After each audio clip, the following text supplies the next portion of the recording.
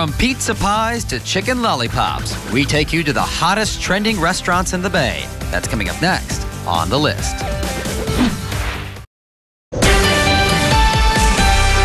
Hey everyone, I'm Teresa Strasser and you're on The List.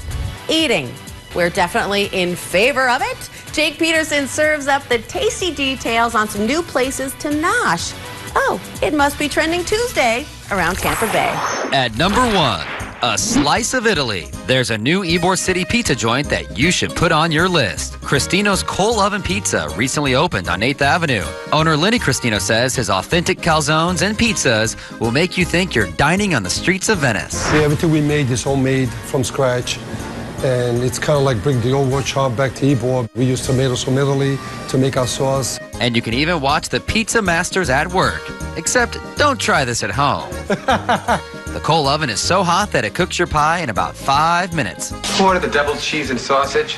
Right here, dude. At number 2, we head to St. Pete for the trendy upscale steakhouse called Rococo. There's more here than just ambiance and a huge wine list. I got wine!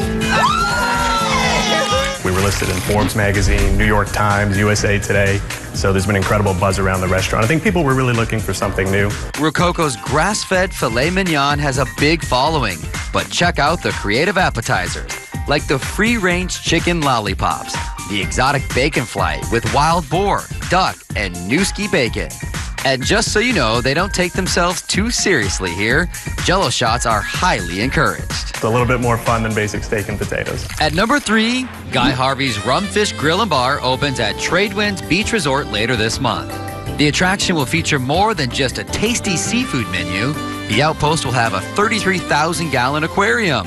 Guests can not only admire the fish inside, they'll even get to snorkel in the tank. I said perfect. Now you are caught up and clued in around Tampa Bay. I'm Jake Peterson.